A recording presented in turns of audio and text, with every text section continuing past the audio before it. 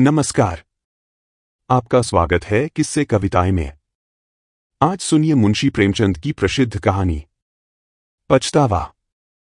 पंडित दुर्गानाथ जब कॉलेज से निकले तो उन्हें जीवन निर्वाह की चिंता उपस्थित हुई। वे दयालु और धार्मिक थे। इच्छा थी कि ऐसा काम करना चाहिए जिससे अपना जीवन भी साधारणतः सुखपूर्वक व्यतीत हो और दूसरों के साथ भलाई और सदाचरण का भी अवसर मिले। वे सोचने लगे यदि किसी कार्यालय में क्लर्क बन जाऊं तो अपना निर्वाह हो सकता है, किंतु सर्वसाधारण से कुछ भी संबंध न रहेगा। वकालत में प्रविष्ट हो जाऊं तो दोनों बातें संभव हैं, किंतु अनेकानेक यत्न करने पर भी अपने को पवित्र रखना कठिन होगा। पुलिस विभाग में दीन पालन और परोपकार के लिए बहुत से अवसर मिलते रहते हैं, किंतु एक स्वतंत्र और सद्विचार प्रिय मनुष्य के लिए वहां की हवा हानिप्रद है। शासन विभाग में नियम और नीतियों की भरमार रहती है। कितना ही चाहो पर वहां कड़ाई और डांट डपट से बचे रहना असंभव है। इसी प्रकार बहुत सोच विचार के पश्चात उन्होंने निश्चय किया कि किसी जमींदार के यहां मुख्तार आम बन जाना चाहिए। वेतन तो अवश्य कम मिलेगा, किंतु दीन खेतिहरों से रात दिन संबंध रहेगा, उनके साथ सद्व्यवहार का अवसर मिलेगा। साधारण जीवन निर्वाह होगा और विचार दृढ़ होंगे। कुंवर विशाल सिंह जी एक संपत्तिशाली जमींदार थे। पंडित दुर्गानाथ ने उनके पास जाकर प्रार्थना की कि मुझे भी अपनी सेवा में रखकर कृतार्थ कीजिए। कुंवर साहब ने इन्हें सिर से पैर तक देखा और कहा, पंडित जी, आपको अपने यहाँ रखने में मुझे बड़ी प्रसन्नता होती, किंतु आपके योग्य मेरे यहाँ कोई स्थान नहीं देख पड़ता। दुर्गानाथ ने कहा, मेरे लिए किसी विशेष स्थान की आवश्यकता नहीं है। मैं हर एक काम कर सकता हूं। वेतन आप जो कुछ प्रसन्नतापूर्वक देंगे मैं स्वीकार करूंगा। मैंने तो यह संकल्प कर लिया है कि सिवा किसी रईस के और किसी की नौकरी न करूंगा। कुंवर विशाल सिंह ने अभिमान से कहा, रईस की नौकरी नौकरी नहीं, राज है। मैं अपने चपरासियों को 2 रुपया माहवार देता हूं और वे तंजेब के अंगरखे पहनकर निकलते हैं। उनके दरवाजों पर घोड़े बंधे हुए हैं। मेरे कारिंदे 5 रुपए से अधिक नहीं पाते, किंतु शादी विवाह वकीलों के यहां करते हैं। न जाने उनकी कमाई में क्या बरकत होती है। बरसों तनख्वाह का हिसाब नहीं करते। कितने ऐसे हैं जो बिना तनख्वाह के कारिंदगी या चपरासगिरी को तैयार बैठे हैं। परंतु अपना यह नियम नहीं। समझ लीजिए, मुख्तार आम अपने इलाके में एक बड़े जमींदार से अधिक रोब रखता है। उसका ठाठ बाट और उसकी हुकूमत छोटे छोटे राजाओं से कम नहीं। जिसे इस नौकरी का चस्का लग गया है, उसके सामने तहसीलदारी झूठी है। पंडित दुर्गानाथ ने कुंवर साहब की बातों का समर्थन किया, जैसा कि करना उनकी सभ्यतानुसार उचित था। वे दुनियादारी में अभी कच्चे थे। बोले, मुझे अब तक किसी रईस की नौकरी का चस्का नहीं लगा है। मैं तो अभी कॉलेज से निकला आता हूं, और न मैं इन कारणों से नौकरी करना चाहता हूं जिनका कि आपने वर्णन किया। किंतु इतने कम वेतन में मेरा निर्वाह न होगा। आपके और नौकर असामियों का गला दबाते होंगे, मुझसे मरते समय तक ऐसे कार्य न होंगे। यदि सच्चे नौकर का सम्मान होना निश्चय है तो मुझे विश्वास है कि बहुत शीघ्र आप मुझसे प्रसन्न हो जाएंगे। कुंवर साहब ने बड़ी दृढ़ता से कहा, हाँ, यह तो निश्चय है कि सत्यवादी मनुष्य का आदर सब कहीं होता है, किंतु मेरे यहाँ तनख्वाह अधिक नहीं दी जाती। जमींदार के इस प्रतिष्ठा शून्य उत्तर को सुनकर पंडित जी कुछ खिन्न हृदय से बोले, तो फिर मजबूरी है। मेरे द्वारा इस समय कुछ कष्ट आपको हो तो क्षमा कीजिएगा, किंतु मैं आपसे कह सकता हूं कि ईमानदार आदमी आपको सस्ता न मिलेगा। कुंवर साहब ने मन में सोचा कि मेरे यहां सदा अदालत कचहरी लगी ही रहती है। सैकड़ों रुपए तो डिग्री और तजवीजों तथा और अंग्रेजी कागजों के अनुवाद में लग जाते हैं। एक अंग्रेजी का पूर्ण पंडित सहज ही में मिल रहा है। सो भी अधिक तनख्वाह नहीं देनी पड़ेगी। इसे रख लेना ही उचित है। लेकिन पंडित जी की बात का उत्तर देना आवश्यक था। आता कहा, महाशय, सत्यवादी मनुष्य को कितना ही कम वेतन दिया जाए वह सत्य को न छोड़ेगा, और न अधिक वेतन पाने से बेईमान सच्चा बन सकता है। सच्चाई का रुपए से कुछ संबंध नहीं। मैंने ईमानदार कुली देखे हैं और बेईमान बड़े बड़े धनाढ़ पुरुष।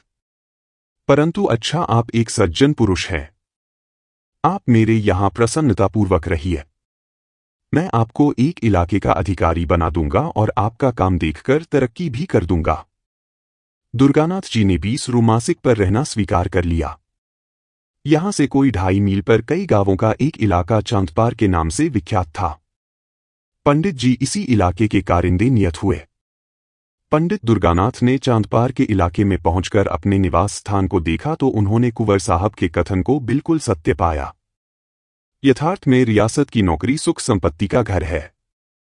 रहने के लिए सुंदर बंगला है जिसमें बहुमूल्य बिछौना बिछा हुआ था, सैकड़ों बीघे की सीर, कई नौकर चाकर, कितने ही चपरासी, सवारी के लिए एक सुंदर टांगन, सुख ठाट बाट के सारे सामान उपस्थित। किंतु इस प्रकार की सजावट और विलास की सामग्री देखकर उन्हें उतनी प्रसन्नता न हुई, क्योंकि इसी सजे हुए बंगले के चारों ओर किसानों के झोंपड़े थे। फूस के घरों में मिट्टी के बर्तनों के सिवा और सामान ही क्या था। वहां के लोगों में वह बंगला कोट के नाम से विख्यात था। लड़के उसे भय की दृष्टि से देखते, उसके चबूतरे पर पैर रखने का उन्हें साहस न पड़ता।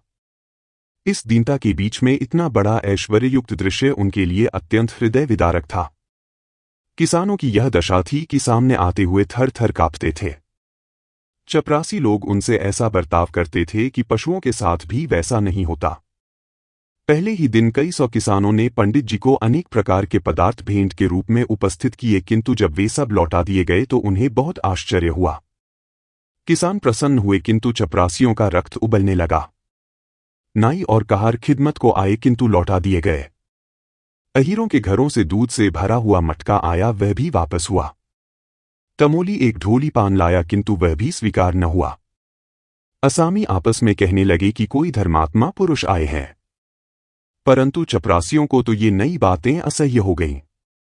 उन्होंने कहा, हुजूर, अगर आपको ये चीजें पसंद न हो तो न ले, मगर रस्म को तो न मिटाएं। अगर कोई दूसरा आदमी यहां आएगा तो उसे नए सिरे से यह रस्म बांधने में कितनी दिक्कत होगी। यह सब सुनकर पंडित जी ने केवल यही उत्तर दिया, जिसके सिर पर पड़ेगा वह भुगत लेगा। मुझे इसकी चिंता करने की क्या आवश्यकता। एक चपरासी ने साहस बांधकर कहा, इन असामियों को आप जितना गरीब समझते हैं उतने गरीब ये नहीं है। इनका ढंग ही ऐसा है, भेष बनाए रहते हैं। देखने में ऐसे सीधे सादे मानो बेसिन की गाय हैं, लेकिन सच मानिए इनमें का एक एक आदमी हाईकोर्ट का वकील है। चपरासियों के इस वाद विवाद का प्रभाव पंडित जी पर कुछ न हुआ। उन्होंने प्रत्येक गृहस्थ से दयालुता और भाईचारे का आचरण करना आरंभ किया। सवेरे से 8 बजे तक तो गरीबों को बिना दाम औषधियां देते, फिर हिसाब किताब का काम देखते। उनके सदाचरण ने असामियों को मोह लिया। मालगुजारी का रुपया, जिसके लिए प्रतिवर्ष कुर्की तथा नीलामी की आवश्यकता होती थी, इस वर्ष एक इशारे पर वसूल हो गया। किसानों ने अपने भाग सराहे और वे मनाने लगे कि हमारे सरकार की दिनोंदिन बढ़ती हो। कुंवर विशाल सिंह अपनी प्रजा के पालन पोषण पर बहुत ध्यान रखते थे। वे बीज के लिए अनाज देते और मजूरी और बैलों के लिए रुपए। फसल कटने पर 1 का 1.5 वसूल कर लेते। चांदपार के कितने ही असामी इनके ऋणी थे। चैत का महीना था। फसल कट कट कर खलियानों में आ रही थी। खलियान में से कुछ अनाज घर में आने लगा था। इसी अवसर पर कुंवर साहब ने चांदपार वालों को बुलाया और कहा, हमारा अनाज और रुपया बेबाक कर दो। यह चैत का महीना है। जब तक कड़ाई न की जाए तुम लोग डकार नहीं लेते। इस तरह काम नहीं चलेगा। बूढ़े मलूका ने कहा, सरकार भला असामी कभी अपने मालिक से बेबाक हो सकता है। कुछ अभी ले लिया जाए, कुछ फिर दे देंगे। हमारी गर्दन तो सरकार की मुट्ठी में है। कुंवर साहब, आज कौड़ी कौड़ी चुकाकर यहां से उठ नहीं पाओगे। तुम लोग हमेशा इसी तरह हीला हवाला किया करते हो। मलूका, हमारा पेट है, सरकार की रोटियां हैं, हमको और क्या चाहिए। जो कुछ उपज है वह सब सरकार ही की है। कुंवर साहब से मलूका की यह वाचालता सही न गई। उन्हें इस पर क्रोध आ गया। राजा रईस ठहरे। उन्होंने बहुत कुछ खरी खोटी सुनाई और कहा, कोई है, जरा इस बुढ़े का कान तो गरम करो, वह बहुत बढ़ कर बातें करता है। उन्होंने तो कदाचित धमकाने की इच्छा से कहा, किंतु चपरासी कादिर खां ने लपक कर बूढ़े की गर्दन पकड़ी और ऐसा धक्का दिया कि बेचारा जमीन पर जा गिरा। मलूका के 2 जवान बेटे वहां चुपचाप खड़े थे। बाप की ऐसी दशा देखकर उनका रक्त गर्म हो उठा। वे दोनों झपटे और कादिर खां पर टूट पड़े। धमाधम शब्द सुनाई पड़ने लगा। खां साहब का पानी उतर गया, साफा अलग जा गिरा। अचकन के टुकड़े टुकड़े हो गए, किंतु जबान चलती रही। मलूका ने देखा बात बिगड़ गई। वह उठा और कादिर खां को छुड़ाकर अपने लड़कों को गालियां देने लगा। जब लड़कों ने उसी को डांटा तब दौड़कर कुंवर साहब के चरणों पर गिर पड़ा। पर बात यथार्थ में बिगड़ गई थी। बूढ़े के इस विनीत भाव का कुछ प्रभाव न हुआ। कुंवर साहब की आंखों से मानो आग के अंगारे निकल रहे थे। वे बोले, बेईमान, आंखों के सामने से दूर हो जा, नहीं तो तेरा खून पी जाऊंगा। बूढ़े के शरीर में रक्त तो अब वैसा न रहा था, किंतु कुछ गर्मी अवश्य थी। समझता था कि ये कुछ न्याय करेंगे, परंतु यह फटकार सुनकर बोला, सरकार, बुढ़ापे में आपके दरवाजे पर पानी उतर गया और तिस पर सरकार हमी को डांटते हैं। कुंवर साहब ने कहा, तुम्हारी इज्जत अभी क्या उतरी है, अब उतरेगी। दोनों लड़के सरोष बोले, सरकार अपना रुपया लेंगे कि किसी की इज्जत लेंगे। कुंवर साहब ऐंठ कर बोले, रुपया पीछे लेंगे, पहले देखेंगे कि तुम्हारी इज्जत कितनी है। चांदपार के किसान अपने गांव पर पहुंचकर पंडित दुर्गानाथ से अपनी राम कहानी कह ही रहे थे कि कुंवर साहब का दूत पहुंचा और खबर दी कि सरकार ने आपको अभी अभी बुलाया है। दुर्गानाथ ने असामियों को परितोष दिया और आप घोड़े पर सवार होकर दरबार में हाजिर हुए। कुंवर साहब की आंखें लाल थीं। मुख की आकृति भयंकर हो रही थी। कई मुख्तार और चपरासी बैठे हुए आग पर तेल डाल रहे थे।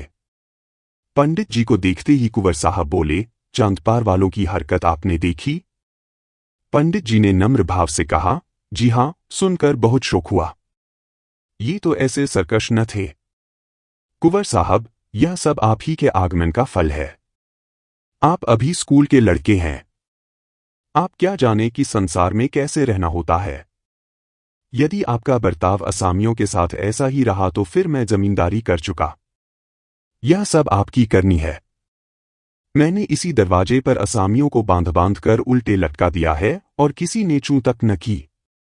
आज उनका यह साहस कि मेरे ही आदमी पर हाथ चलाएं।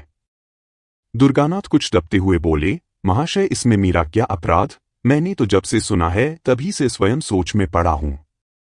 कुंवर साहब, आपका अपराध नहीं तो किसका है? आप ही ने तो इनको सिर चढ़ाया। बेकार बंद कर दी। आप ही उनके साथ भाईचारे का बर्ताव करते हैं, उनके साथ हंसी मजाक करते हैं। ये छोटे आदमी इस बर्ताव की कदर क्या जाने। किताबी बातें स्कूलों ही के लिए हैं। दुनिया के व्यवहार का कानून दूसरा है। अच्छा, जो हुआ सो हुआ। अब मैं चाहता हूं कि इन बदमाशों को इस सरकशी का मजा चखाया जाए। असामियों को आपने मालगुजारी की रसीदें तो नहीं दी हैं? दुर्गानाथ कुछ डरते हुए बोले, जी नहीं, रसीदें तैयार हैं, लेकिन आपके हस्ताक्षरों की देर है। कुंवर साहब कुछ संतुष्ट होकर बोले, यह बहुत अच्छा हुआ। शकुन अच्छे हैं। अब आप इन रसीदों को चिरागली के सिपुर्द कीजिए। इन लोगों पर बकाया लगान की नालिश की जाएगी। फसल नीलाम कर लूंगा। जब भूखे मरेंगे तब सूझेगी। जो रुपया अब तक वसूल हो चुका है वह बीज और ऋण के खाते में चढ़ा लीजिए। आपको केवल यह गवाही देनी होगी कि यह रुपया मालगुजारी के मद में नहीं, कर्ज में वसूल हुआ है, बस।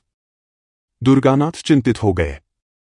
सोचने लगे कि क्या यहां भी उसी आपत्ति का सामना करना पड़ेगा जिससे बचने के लिए इतने सोच विचार के बाद इस शांति कुटीर को ग्रहण किया था। क्या जानबूझकर इन गरीबों की गर्दन पर छुरी फेरूं, इसलिए कि मेरी नौकरी बनी रहे? नहीं, यह मुझसे न होगा। बोले, क्या मेरी शहादत बिना काम न चलेगा? कुंवर साहब क्रोध से बोले, क्या इतना कहने में भी आपको कोई उज्र है? दुर्गानाथ द्विविधा में पड़े हुए बोले, जी, यूं तो मैंने आपका नमक खाया है। आपकी प्रत्येक आज्ञा का पालन करना मुझे उचित है, किंतु न्यायालय में मैंने गवाही नहीं दी है। संभव है कि यह कार्य मुझसे न हो सके, आता मुझे तो क्षमा ही कर दिया जाए। कुंवर साहब, शासन के ढंग से यह काम आपको करना पड़ेगा, इसमें हां नहीं की कोई आवश्यकता नहीं। आग आपने लगाई है, बुझाएगा कौन? दुर्गानाथ दृढ़ता के साथ बोले, मैं झूठ कदापि नहीं बोल सकता और न इस प्रकार की शहादत दे सकता हूं। कुंवर साहब कोमल शब्दों में बोले, कृपा निधान, यह झूठ नहीं है। मैंने झूठ का व्यापार नहीं किया है। मैं यह नहीं कहता कि आप रुपए का वसूल होना अस्वीकार कर दीजिए। जब असामी मेरे ऋणी हैं तो मुझे अधिकार है कि चाहे रुपया ऋण की मद में वसूल करूं या मालगुजारी की मद में। यदि इतनी सी बात को आप झूठ समझते हैं तो आपकी जबरदस्ती है। अभी आपने संसार देखा नहीं। ऐसी सच्चाई के लिए संसार में स्थान नहीं। आप मेरे यहां नौकरी कर रहे हैं। इस सेवक धर्म पर विचार कीजिए। आप शिक्षित और होनहार पुरुष हैं। अभी आपको संसार में बहुत दिन तक रहना है और बहुत काम करना है। अभी से आप यह धर्म और सत्यता धारण करेंगे तो अपने जीवन में आपको विपत्ति और निराशा के सिवा और कुछ प्राप्त न होगा। सत्य प्रियता अवश्य उत्तम वस्तु है, किंतु उसकी भी सीमा है, अति सर्वत्र वर्जयेत। अब अधिक सोच विचार की आवश्यकता नहीं। यह अवसर ऐसा ही है। कुंवर साहब पुराने खुर्राट थे। इस फैंकनैत से युवक खिलाड़ी हार गया। इस घटना के तीसरे दिन चांदपार के असामियों पर बकाया लगान की नालिश हुई। सम्मन आए। घर घर उदासी छा गई। सम्मन क्या थे? यम के दूत थे। देवी देवताओं की मिन्नतें होने लगीं। स्त्रियां अपने घरवालों को कोसने लगीं और पुरुष अपने भाग्य को। नियत तारीख के दिन गांव के गवार कंधे पर लोटा डोर रखे और अंगोछे में चबीना बांधे कचहरी को चले। सैकड़ों स्त्रियां और बालक रोते हुए उनके पीछे पीछे जाते थे, मानो अब वे फिर उनसे न मिलेंगे। पंडित दुर्गानाथ के 3 दिन कठिन परीक्षा के थे। एक ओर कुंवर साहब की प्रभावशालिनी बातें, दूसरी ओर किसानों की हाय हाय, परंतु विचार सागर में 3 दिन निमग्न रहने के पश्चात उन्हें धरती का सहारा मिल गया। उनकी आत्मा ने कहा, यह पहली परीक्षा है। यदि इसमें अनुत्तीर्ण रहे तो फिर आत्मिक दुर्बलता ही हाथ रह जाएगी। निदान निश्चय हो गया कि मैं अपने लाभ के लिए इतने गरीबों को हानि न पहुंचाऊंगा। 10 बजे दिन का समय था। न्यायालय के सामने मेला सा लगा हुआ था। जहां तहां श्याम वस्त्राच्छादित देवताओं की पूजा हो रही थी। चांदपार के किसान झुंड के झुंड एक पेड़ के नीचे आकर बैठे।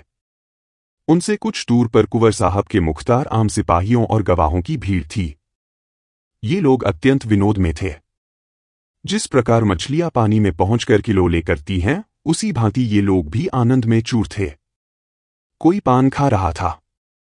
कोई हलवाई की दुकान से पूरियों की पत्तल लिए चला आता था। उधर बेचारे किसान पेड़ के नीचे चुपचाप उदास बैठे थे कि आज न जाने क्या होगा, कौन आफत आएगी। भगवान का भरोसा है। मुकदमे की पेशी हुई। कुंवर साहब की ओर के गवाह गवाही देने लगे कि असामी बड़े सरकश हैं। जब लगान मांगा जाता है तो लड़ाई झगड़े पर तैयार हो जाते हैं। अब की इन्होंने एक कौड़ी भी नहीं दी। कादिर खां ने रोकर अपने सिर की चोट दिखाई। सबसे पीछे पंडित दुर्गानाथ की पुकार हुई। उन्हीं के बयान पर निपटारा होना था।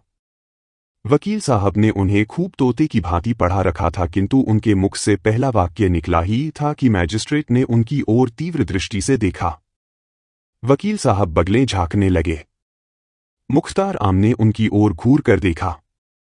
अहलमत पेशकार आदि सबके सब उनकी ओर आश्चर्य की दृष्टि से देखने लगे। न्यायाधीश ने तीव्र स्वर से कहा, तुम जानते हो कि मैजिस्ट्रेट के सामने खड़े हो? दुर्गानाथ, जी हां, भली भांति जानता हूं। न्यायाधीश, तुम्हारे ऊपर असत्य भाषण का अभियोग लगाया जा सकता है। दुर्गानाथ, अवश्य, यदि मेरा कथन झूठा हो। वकील ने कहा, जान पड़ता है किसानों के दूध, घी और भेंट आदि ने यह काया पलट कर दी है। और न्यायाधीश की ओर सार्थक दृष्टि से देखा। दुर्गानाथ, आपको इन वस्तुओं का अधिक तजुर्बा होगा। मुझे तो अपनी रूखी रोटियां ही अधिक प्यारी हैं। न्यायाधीश, तो इन असामियों ने सब रुपया बेबाक कर दिया है। दुर्गानाथ, जी हां, इनके जिम्मे लगान की एक कौड़ी भी बाकी नहीं है। न्यायाधीश, रसीदें क्यों नहीं दी? दुर्गानाथ, मेरे मालिक की आज्ञा। मैजिस्ट्रेट ने नालिशें डिसमिस कर दी। कुंवर साहब को ज्यों ही इस पराजय की खबर मिली, उनके कोप की मात्रा सीमा से बाहर हो गई। उन्होंने पंडित दुर्गानाथ को सैकड़ों कुवाक्य कहे, नमकहराम, विश्वासघाती, दुष्ट। मैंने उसका कितना आदर किया, किंतु कुत्ते की पूंछ कहीं सीधी हो सकती है। अंत में विश्वासघात कर ही गया। यह अच्छा हुआ कि पंडित दुर्गानाथ मैजिस्ट्रेट का फैसला सुनते ही मुख्तार आम को कुंजिया और कागज पत्र सुपुर्द कर चलते हुए।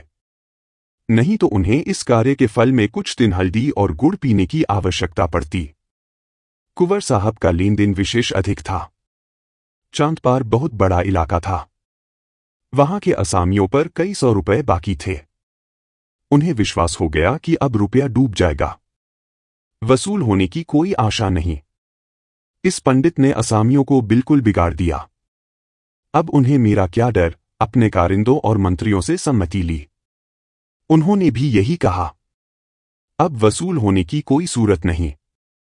कागजात न्यायालय में पेश किए जाए तो इनकम टैक्स लग जाएगा, किंतु रुपया वसूल होना कठिन है। उजरदारियां होंगी। कहीं हिसाब में कोई भूल निकल आई तो रही सही साख भी जाती रहेगी और दूसरे इलाकों का रुपया भी मारा जाएगा। दूसरे दिन कुंवर साहब पूजा पाठ से निश्चिंत हो अपने चौपाल में बैठे तो क्या देखते हैं कि चांदपार के असामी झुंड के झुंड चले आ रहे हैं। उन्हें यह देखकर भय हुआ कि कहीं ये सब कुछ उपद्रव तो न करेंगे, किंतु किसी के हाथ में एक छड़ी तक न थी। मलूका आगे आगे आता था। उसने दूर ही से झुककर वंदना की। ठाकुर साहब को ऐसा आश्चर्य हुआ मानो वे कोई स्वप्न देख रहे हों। मलूका ने सामने आकर विनयपूर्वक कहा, सरकार, हम लोगों से जो कुछ भूल चूक हुई हो उसे क्षमा किया जाए। हम लोग सब हुजूर के चाकर हैं, सरकार ने हमको पाला पोसा है, अब भी हमारे ऊपर यही निगाह रहे। कुंवर साहब का उत्साह बढ़ा। समझे कि पंडित के चले जाने से इन सबों के होश ठिकाने हुए हैं। आज किसका सहारा लेंगे? उसी खुर्राट ने इन सबों को बहका दिया था। कड़क कर बोले, वे तुम्हारे सहायक पंडित कहाँ गए? वे आ जाते तो जरा उनकी खबर ली जाती। यह सुनकर मलूका की आंखों में आंसू भर आए। वह बोला, सरकार, उनको कुछ न कहे। वे आदमी नहीं देवता थे। जवानी की सौगंध है जो उन्होंने आपकी कोई निंदा की हो। वे बेचारे तो हम लोगों को बार बार समझाते थे कि देखो, मालिक से बिगाड़ करना अच्छी बात नहीं। हमसे कभी एक लोटा पानी के रवादार नहीं हुए। चलते चलते हमसे कह गए कि मालिक का जो कुछ तुम्हारे जिम्मे निकले चुका देना। आप हमारे मालिक हैं। हमने आपका बहुत खाया पिया है।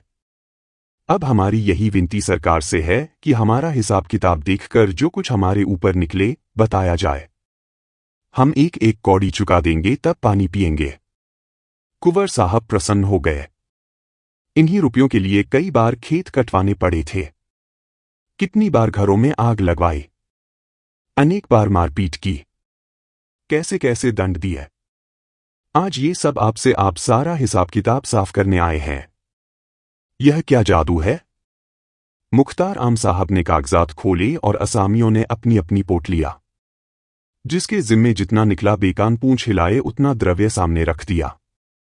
देखते देखते सामने रुपयों का ढेर लग गया। 600 रुपया बात की बात में वसूल हो गया। किसी के जिम्मे कुछ बाकी न रहा। यह सत्यता और न्याय की विजय थी। कठोरता और निर्दयता से जो काम कभी न हुआ वह धर्म और न्याय ने पूरा कर दिखाया। जब से ये लोग मुकदमा जीत आए तभी से उनको रुपया चुकाने की धुन सवार थी। पंडित जी को वे यथार्थ में देवता समझते थे। रुपया चुका देने के लिए उनकी विशेष आज्ञा थी। किसी ने बैल, किसी ने गहने बंधक रखे। यह सब कुछ सहन किया, परंतु पंडित जी की बात न टाली। कुंवर साहब के मन में पंडित जी के प्रति जो बुरे विचार थे सब मिट गए। उन्होंने सदा से कठोरता से काम लेना सीखा था। उन्हीं नियमों पर वे चलते थे। न्याय तथा सत्यता पर उनका विश्वास न था। किंतु आज उन्हें प्रत्यक्ष देख पड़ा कि सत्यता और कोमलता में बहुत बड़ी शक्ति है। ये असामी मेरे हाथ से निकल गए थे। मैं इनका क्या बिगाड़ सकता था? अवश्य वह पंडित सच्चा और धर्मात्मा पुरुष था। उसमें दूरदर्शिता न हो, कालज्ञान न हो, किंतु इसमें संदेह नहीं कि वह निष्पृह और सच्चा पुरुष था। कैसी ही अच्छी वस्तु क्यों न हो, जब तक हमको उसकी आवश्यकता नहीं होती तब तक हमारी दृष्टि में उसका गौरव नहीं होता। हरी दूब भी किसी समय अशर्फियों के मोल बिक जाती है। कुंवर साहब का काम एक निष्पृह मनुष्य के बिना नहीं रुक सकता था। अतएव पंडित जी के इस सर्वोत्तम कार्य की प्रशंसा किसी कवि की कविता से अधिक न हुई। चांदपार के असामियों ने तो अपने मालिक को कभी किसी प्रकार का कष्ट न पहुंचाया, किंतु अन्य इलाकों वाले असामी उसी पुराने ढंग से चलते थे। उन इलाकों में झगड़ सदैव मची रहती थी। अदालत, मारपीट, डांटपट सदा लगी रहती थी। किंतु ये सब तो जमींदार के श्रृंगार हैं। बिना इन सब बातों के जमींदारी कैसी, क्या दिन भर बैठे बैठे वे मक्खियां मारें। कुंवर साहब इसी प्रकार पुराने ढंग से अपना प्रबंध संभालते जाते थे। कई वर्ष व्यतीत हो गए। कुंवर साहब का कारोबार दिनों दिन चमकता ही गया। यद्यपि उन्होंने 5 लड़कियों के विवाह बड़ी धूमधाम के साथ किए, परंतु तिस पर भी उनकी बढ़ती में किसी प्रकार की कमी न हुई। हाँ, शारीरिक शक्तियां अवश्य कुछ कुछ ढीली पड़ती गईं। बड़ी भारी चिंता यही थी कि इतनी बड़ी संपत्ति और ऐश्वर्य को भोगने वाला कोई उत्पन्न न हुआ। भांजे, भतीजे और नवासे इस रियासत पर दांत लगाए हुए थे। कुंवर साहब का मन अब इन सांसारिक झगड़ों से फिरता जाता था। आखिर यह रोना धोना किसके लिए? अब उनके जीवननियम में एक परिवर्तन हुआ। द्वार पर कभी कभी साधु संत धूनी रमाए हुए देख पड़ते। स्वयं भगवद गीता और विष्णु सहनाम पढ़ते थे। पालौकिक चिंता अब नित्य रहने लगी। परमात्मा की कृपा और साधु संतों के आशीर्वाद से बुढ़ापे में उनको एक लड़का पैदा हुआ।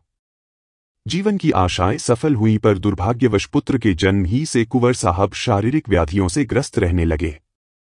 सदा वैद्यों और डॉक्टरों का तांता लगा रहता था, लेकिन दवाओं का उल्टा प्रभाव पड़ता। ज्यों-त्यों करके उन्होंने 2.5 वर्ष बिताए। अंत में उनकी शक्तियों ने जवाब दे दिया। उन्हें मालूम हो गया कि अब संसार से नाता टूट जाएगा।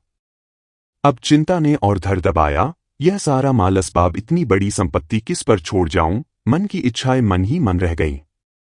लड़के का विवाह भी न देख सका। उसकी तोतली बातें सुनने का भी सौभाग्य न हुआ। हाय, अब इस कलेजे के टुकड़े को किसे सौंपूं जो इसे अपना पुत्र समझे? लड़के की मां स्त्री जाति न कुछ जाने न समझे। उससे कारबार संभलना कठिन है। मुख्तार आमगुमाश्ते कारिंदे कितने हैं, परंतु सब के सब स्वार्थी, विश्वासघाती। एक भी ऐसा पुरुष नहीं जिस पर मेरा विश्वास जमे। कोर्ट ऑफ वार्ड्स के सुपुर्द करूं तो वहां भी वे ही सब आपत्तियां। कोई इधर दबाएगा, कोई उधर। अनाथ बालक को कौन पूछेगा? हाय, मैंने आदमी नहीं पहचाना। मुझे हीरा मिल गया था, मैंने उसे ठीकरा समझा। कैसा सच्चा, कैसा वीर, दृढ़ प्रतिज्ञ पुरुष था। यदि वह कहीं मिल जाए तो इस अनाथ बालक के दिन फिर जाए। उसके हृदय में करुणा है, दया है। वह अनाथ बालक पर तरस खाएगा। हाँ, क्या मुझे उसके दर्शन मिलेंगे? मैं उस देवता के चरण धोकर माथे पर चढ़ाता, आंसुओं से उसके चरण धोता। वही यदि हाथ लगाए तो यह मेरी डूबती नाव पार लगे। ठाकुर साहब की दशा दिन पर दिन बिगड़ती गई। अब अंतकाल आ पहुंचा। उन्हें पंडित दुर्गानाथ की रट लगी हुई थी। बच्चे का मुंह देखते और कलेजे से एक आह निकल जाती। बार बार पछताते और हाथ मलते। हाय, उस देवता को कहाँ पाऊं जो कोई उसके दर्शन करा दे? आधी जायदाद उस पर न्योछावर कर दूं। प्यारे पंडित, मेरे अपराध क्षमा करो। मैं अंधा था, अज्ञानी था। अब मेरी बाह पकड़ो, मुझे डूबने से बचाओ। इस अनाथ बालक पर तरस खाओ। हितार्थी और संबंधियों का समूह सामने खड़ा था। कुंवर साहब ने उनकी ओर अधखुली आंखों से देखा। सच्चा हितैषी कहीं देख न पड़ा। सबके चेहरे पर स्वार्थ की झलक थी। निराशा से आंखें मूंद ली। उनकी स्त्री फूट फूट कर रो रही थी। निदान उसे लज्जा त्यागनी पड़ी।